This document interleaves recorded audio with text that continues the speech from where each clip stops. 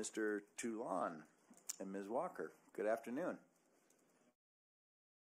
Good afternoon, and I believe we have Corey.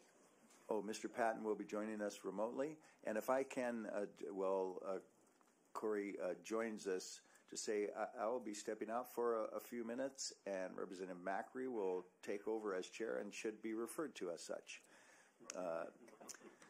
Please proceed.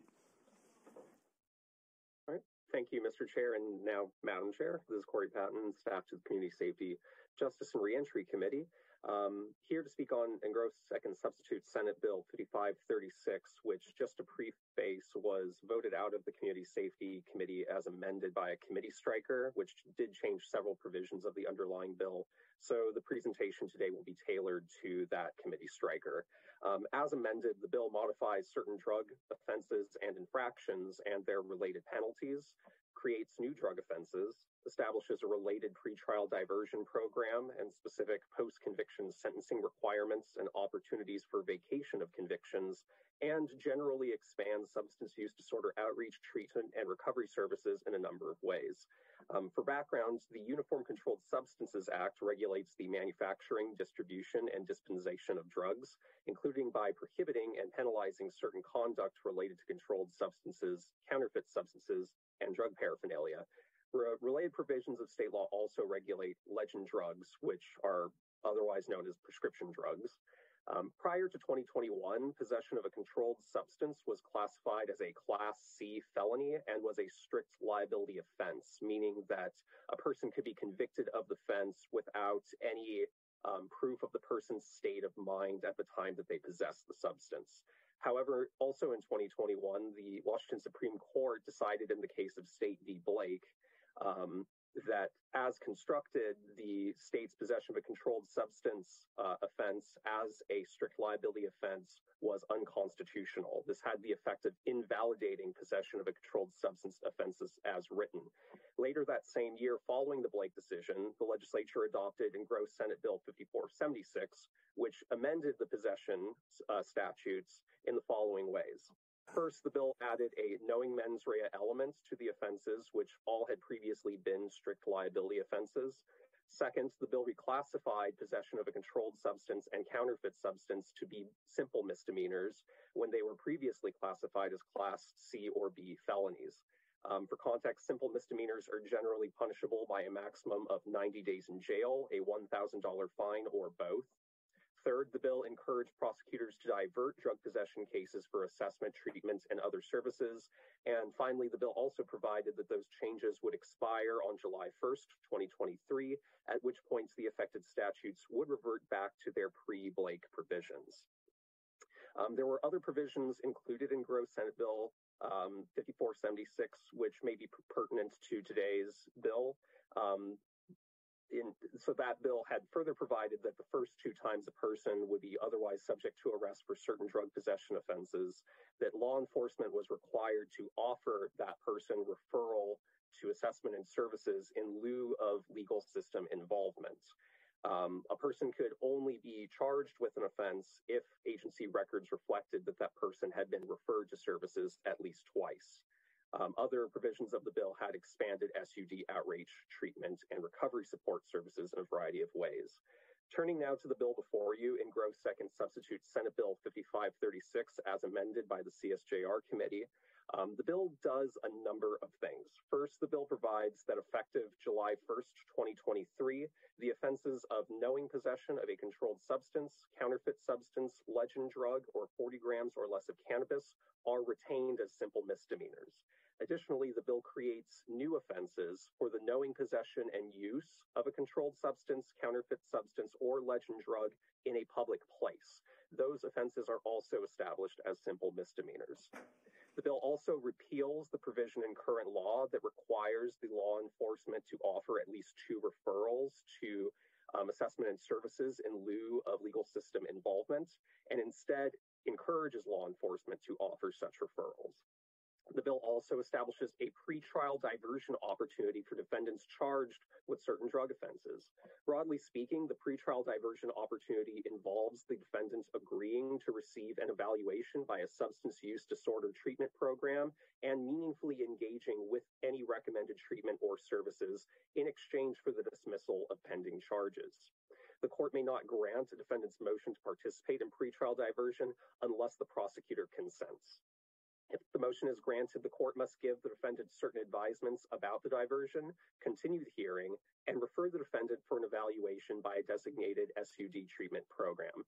There are several other requirements that apply to defendants who participate in diversion. For example, the state must make resources available to assist with scheduling, and indigent defendants may receive reimbursement for the assessment and services. But in the interest of time, a list of full requirements is provided in the bill report. I'd encourage you to refer to that for a full detailing of how the pretrial diversion works. The prosecutor may make a motion to terminate diversion if it appears the defendant is not meaningfully engaging. However, if the defendant does successfully complete pretrial diversion by meaningfully engaging with the assessment, recommended treatment, or services, the court must dismiss the pending charges. The bill also requires courts of limited jurisdiction to impose specific sentences on defendants who are convicted of certain drug offenses. At sentencing, if the defendant agrees to submit to an SUD evaluation and comply with recommended treatment and services as a condition of probation, the court must sentence the defendant to a term of confinement of up to 90 days, all of which must be suspended for a period not to exceed 1 year. Again, several additional requirements apply to defendants that make this agreement. Some of them overlap with the requirements that I previously mentioned for the diversion opportunity, but a fully detailed list is contained in the bill report. Likewise, if it appears the defendant is not meaningfully engaging in the terms of probation, the prosecutor may make a motion for a hearing to consider sanctions. If the defendant does successfully complete the terms of their probation, the court must enter an order vacating the defendant's conviction. The bill also provides that if any person convicted of a drug offense successfully completes SUD treatment or services and files proof of completion with the court, the prosecutor must make a motion to vacate the individual's conviction or convictions. The bill also requires the administrative office of the courts to collect data and information and submit an annual report beginning August 1st, 2024, related to the utilization and outcomes of the pretrial diversion and sentencing and post-conviction relief opportunities that I just discussed, as well as the recidivism rates for people who commit these offenses. The bill also provides that effective January 1st, 2025, the Washington State Patrol must aim to complete the necessary analysis of evidence for suspected drug offenses within 45 days. The bill also modifies the existing Class 1 civil infraction for giving, selling, or permitting the giving or selling of drug paraphernalia in a number of ways, including by eliminating testing and analyzing equipment from the definition of drug paraphernalia and exempting certain programs and staff from the infraction. Additionally, the bill provides that the state preempts the entire field of drug paraphernalia regulation, meaning that cities, towns, and any other municipalities may only enact laws and ordinances relating to drug paraphernalia that are consistent with state law. The bill also adds opioid treatment programs, recovery residences, SUD treatment facilities, and harm reduction programs to the list of facilities that are considered essential public facilities subject to certain local land use regulations. The bill establishes a program in the Department of Commerce to fund the construction costs for the startup of SUD treatment programs in underserved regions of the state. The bill requires the healthcare authority to create or expand or work with other specific entities to create or expand several additional programs and services related to SUD outreach, treatment, and recovery support services. These things include establishing additional certified recovery residences in the state, including by exempting certain property used in maintaining those residences from taxation, administering a law enforcement assisted diversion or LEAD grant program, developing a data integration platform to serve as a common database for diversion efforts and a data collection and management tool, contracting with the Washington State Institute for Public Policy to conduct a study on the effectiveness of the state's recovery navigator programs, developing payment structures for health engagement hubs, collaborating with the Department of Health and the Department of Social and Health Services to expand the Washington Recovery Helpline and other related tools, convening a work group to recommend changes in systems, policies, and processes related to intake, screening, and assessment for SUDs, establishing a grant program for providers of supportive resources designed to provide employment opportunities to people recovering from SUDs, consulting with the Department of Children, Youth, and Families to develop training for parents of children and transition-age youth with SUDs, expanding efforts to provide opioid use disorder medication in jails, providing support for new and established DOH-certified clubhouses, establishing and expanding 23-hour crisis relief centers, and providing ongoing funding for certain community grants related to therapeutic interventions and lead programs. Believe it or not, that is the short version of the bill. The bill report contains a much more detailed overview of all of those provisions. That does conclude my remarks, and I'll now turn things over to Andy and Yvonne. So there is a 90-page fiscal note in your packet on the bill as passed the Senate. Page 1. No, just kidding. We put together a little one-page summary of the proposal in the Senate funding, and we're going to just touch on some of the highlights. So there's, I'll start with the Healthcare Authority, which has the largest impacts from the bill. The fiscal note identified costs in 23-25 biennium of $64 million near general fund outlook, $68 million in total funds, and 4-year GFO outlook costs of $125 million. The largest cost drivers for the Healthcare Authority relate to the direct appropriations in the bill as passed out of the Senate for clubhouses, crisis relief centers, law enforcement assisted diversion programs, alternative to arrest programs, and medication for opioid use disorder in jails. This accounts for $53 million of the HCA fiscal note in fiscal year 23-25, and it is fully appropriated in the Senate budget. I will point out in the striker, these appropriations are removed, and funding for these activities is subject to funding provided for that specific purpose, so those activities would be scalable. The Healthcare Authority also requested $12 million in fiscal year 23-25 for grants related to employment and education services, and this was funded in the Senate proposal at $6 million for the biennium. And then the remaining $4.5 million costs for the Healthcare Authority were related to staffing and contracted services for their various responsibilities in implementing the bill. The Senate budget funded these costs and also provided funding of $6 million per year for health engagement hubs and $2.1 million for pretrial diversion assessment services. A portion of the funding provided in the Senate budget is from the opioid remediation account. It accounts for about $22 million of their spend over the 4-year horizon. And there are significant modifications in the striking amendment that are expected to modify fiscal estimates. We don't have the fiscal note on the striking amendment yet. One thing that will bring the cost down or make it scalable is the removal of the appropriations, but there are also things that are going to go the other way, or we expect to go the other way. The last thing I'll say, and looking at the table above, is that there are a number of agencies with smaller fiscal impacts, including the Department of Commerce, Department of Revenue, Department of Health, and the Department of Children and Youth and Families. And the Senate did fund the impacts for those agencies at the fiscal note level. Yvonne will speak to the impacts for the courts and the State Patrol. And again, I'm Yvonne Walker, staff to this committee. The State Patrol anticipates that they will need to provide training on the changes to the existing law and introduction of any new requirements. At this point, the State Patrol expects that those costs will be minimal and that they can absorb those costs within their current funding. However, the State Patrol does anticipate a possible workload increase to their crime lab. The State Patrol expects that any changes in definitions to some of the drug crimes, such as possession of a counterfeit substance, controlled substance, and a legend drug without a valid prescription, and the requirement to complete the necessary analysis of submitted evidence within 45 days could have an impact on their crime lab. The State Patrol's Crime Lab Division's current testing capacity for seized drug samples is approximately 9,000 per year, with a current turnaround time of approximately 60 days from the receipt of that request to the completion of testing. The changes in the definitions for some of the drug crimes under this bill would increase the number of samples that the State Patrol would have to test and analyze to approximately 14,000 or more per year.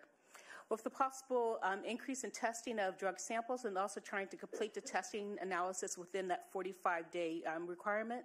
The State Patrol anticipates needing additional staff, additional testing equipment, as well as additional funding to train their forensic scientists. The fiscal impact to the State Patrol, the preliminary estimate is of $1.2 million during the 23-25 biennium and $900,000 per biennium thereafter. The Senate's budget does include the full $1.2 million in their budget for the State Patrol.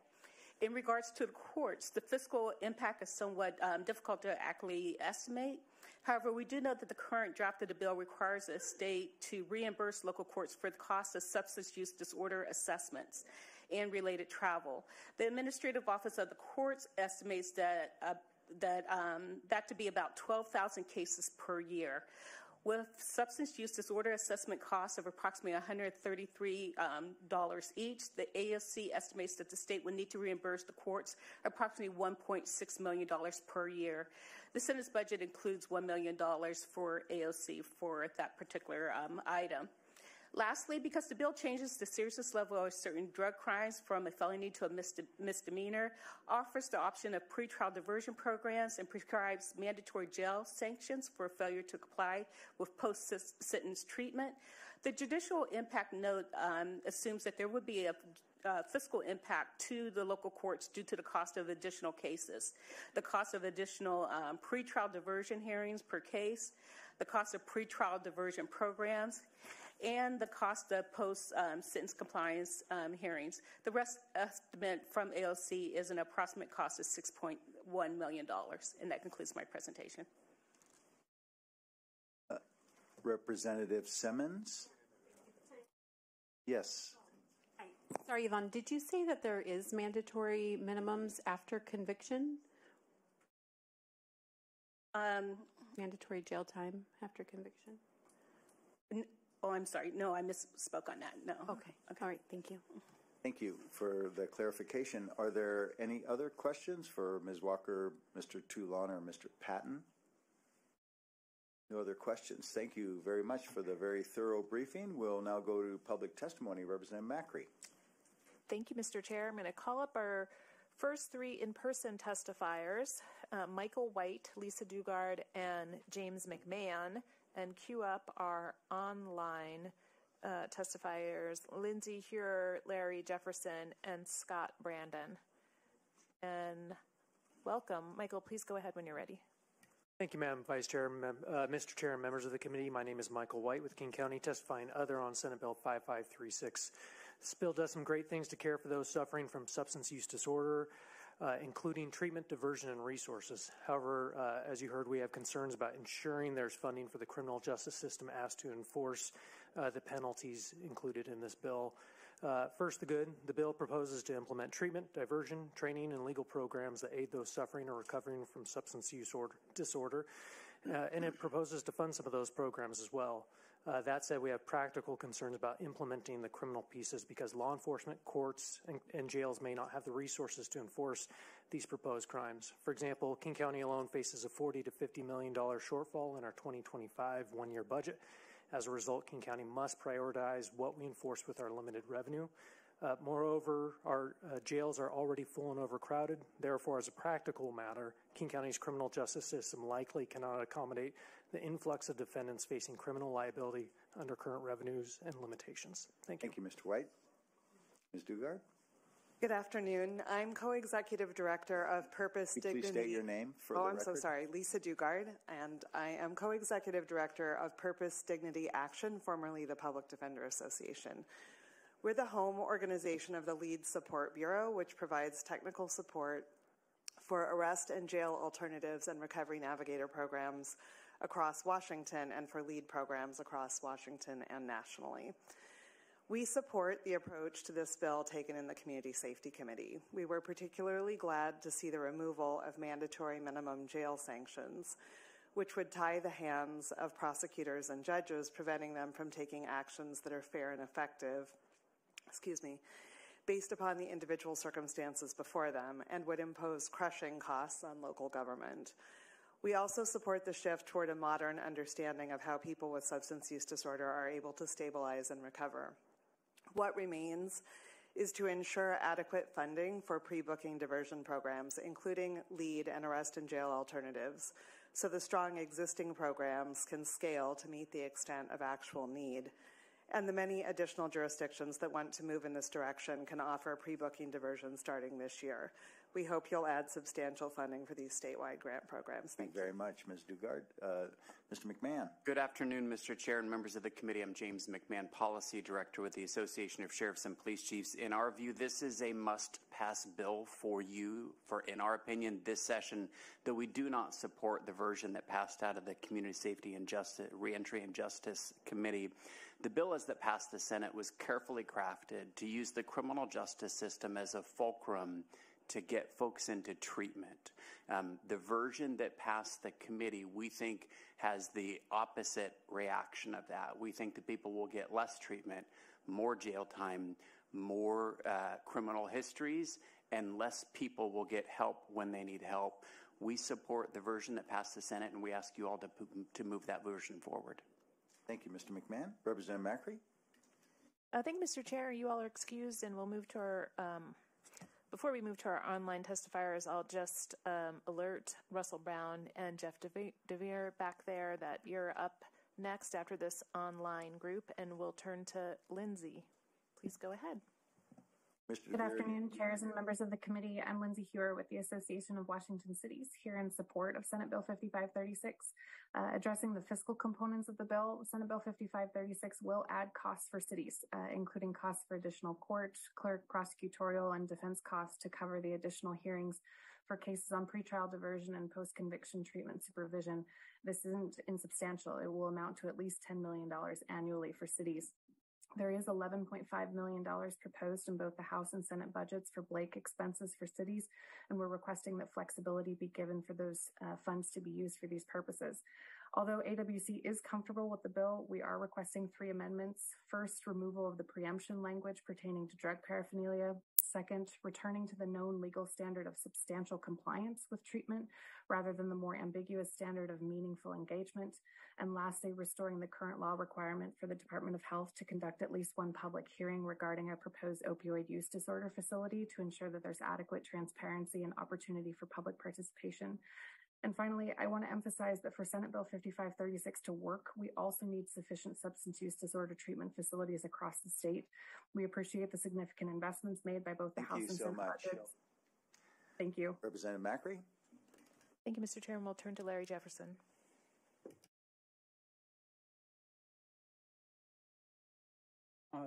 Good afternoon, Chair Ormsby and members of the committee. My name is Larry Jefferson, and I'm the Director of Public Defense for the state of Washington. We are testifying on this bill. We are in favor of the direction of where this bill is moving.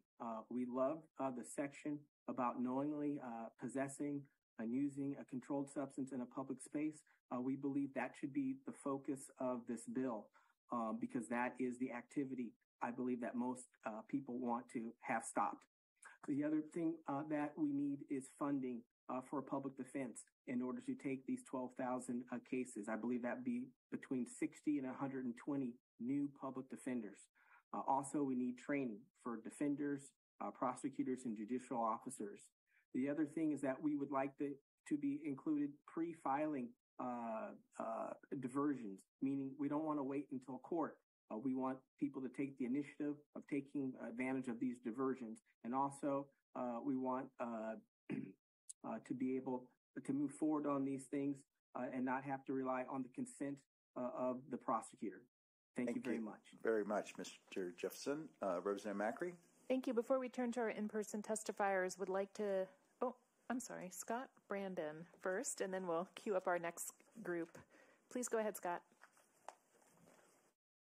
Thank you very much. I'm Scott Brandon, Executive Director of Olympic Peninsula Community Clinic, or OPCC, in Port Angeles. We operate both a LEAD and AJA program within our rediscovery program. I'm here today to express support for key aspects of Engro's second Senate Bill 5536.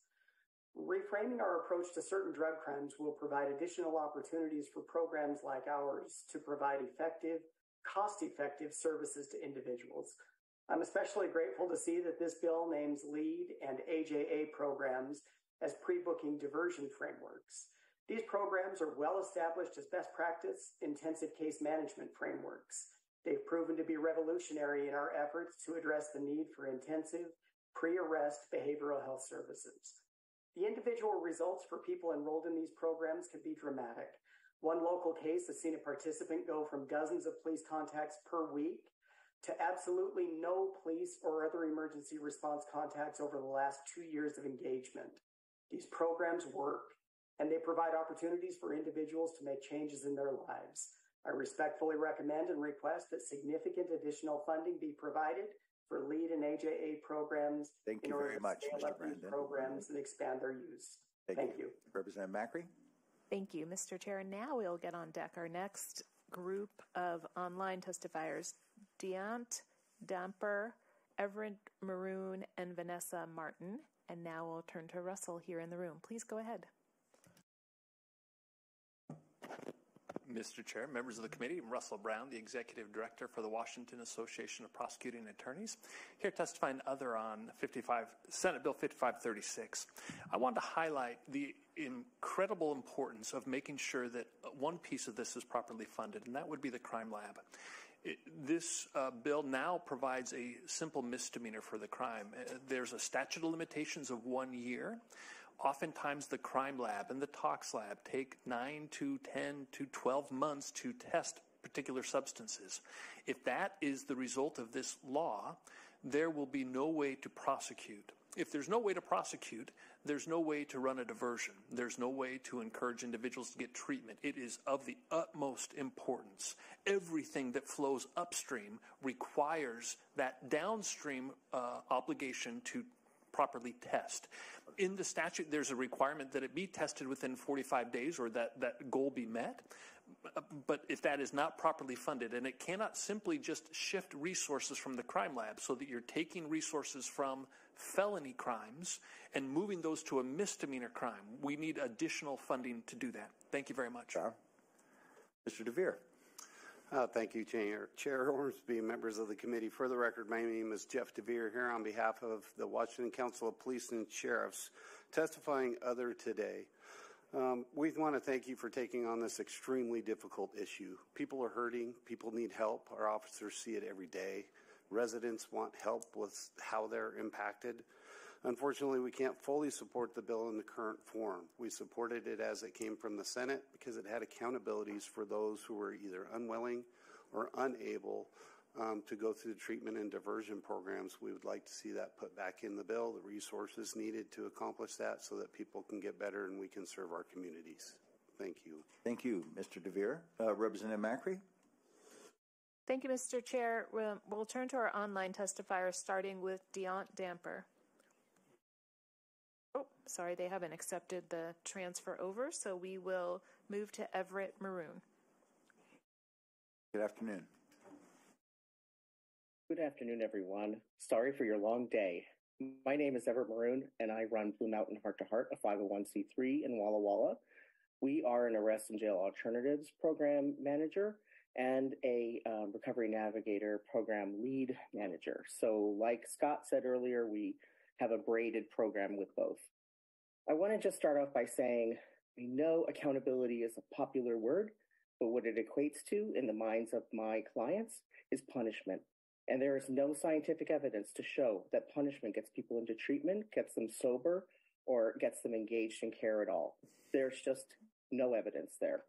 So we need to have a program in place that supports people even when they're not necessarily engaged in the best behaviors we'd like to see, because we know that they're on a trajectory. LEAD has brought together resources and people like no other program. It's very rare to see a program that works in urban centers and in rural environments like mine.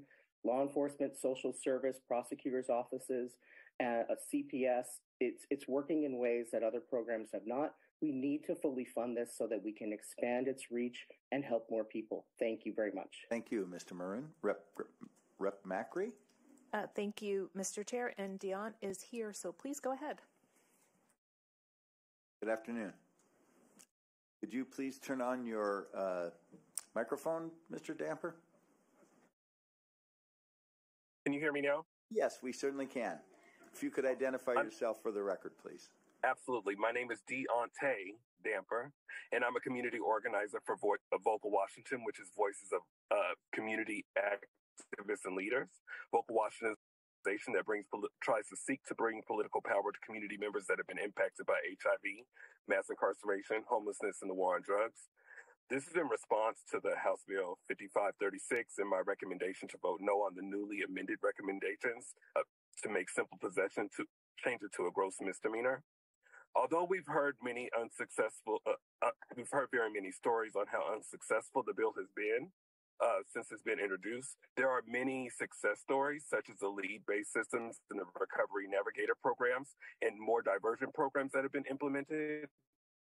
Although community members have been aware that it existed, it goes to show a couple of weeks ago when Representative Simmons questioned one of the police officers if they were able to, how was their referral process, and they say they weren't successful. It just goes to show that sometimes law enforcement isn't for giving community members that access into breaking the pipeline of displacement.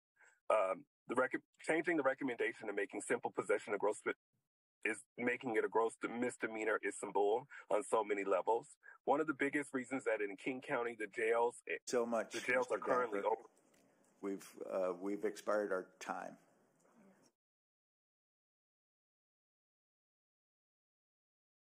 Representative Macri?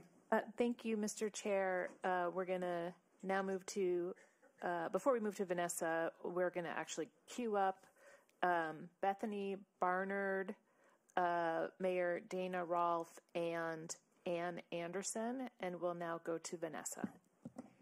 Good afternoon. Good afternoon, Mr. Chair and members of the Appropriations Committee. Thank you for having me today. My name is Vanessa Martin, and I'm here today to express my support for key aspects of engrossed second substitute Senate Bill 5536. In Whatcom County, we had the chance to launch a LEAD program in 2020. This model uses low barrier engagement aligned with the SAMHSA definition for recovery. Because it involves collaboration between police, prosecutors, and harm reduction-based case management, it allows for long-term coordination that matches each person's situation. We would love to expand this model, and I know other communities would as well. I urge an expansion and increase of funds for the statewide LEAD grant program for Whatcom County and for many other jurisdictions that support this win-win evidence-based approach. That concludes my remarks, and thank you for having me today. Thank you, Ms. Martin. Rep. Macri. Thank you, Mr. Chair. And Bethany has not yet accepted our invitation to be a panelist, so we shall turn to Mayor Rolfe if she is here.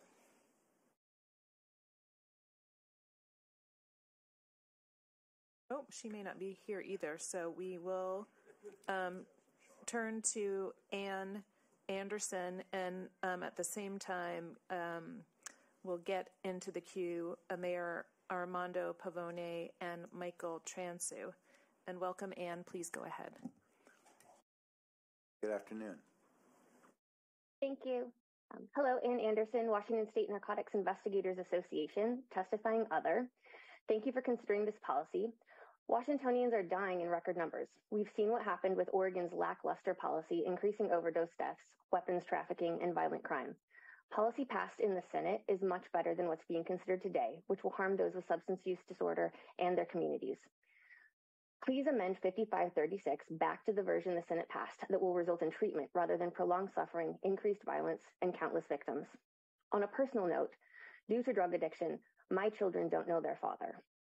They have memories of a short time when he could be there for them. His jail sentence was deferred with frequent drug testing. For my children, me, and for him, those were the best days we've shared. He has since returned to drug use, and with current lack of accountability, his life deteriorated. He no longer works, has a home, or relationships with family. He's paranoid and sometimes violent. He's miserable, and we're all hurting. We saw the difference accountability made. You can be that difference for those with substance use disorder and their families. Without real consequence, life-deferred sentence, it's hard for those using drugs to prioritize what means most. Please help them put their lives back together, reunite with families and goals. Please amend this bill to the version passed in the Senate. Thank you for your consideration. Thank you, Ms. Anderson. Rep. Macri? Thank you, Mr. Chair, and we'll turn to Mayor Pavoni.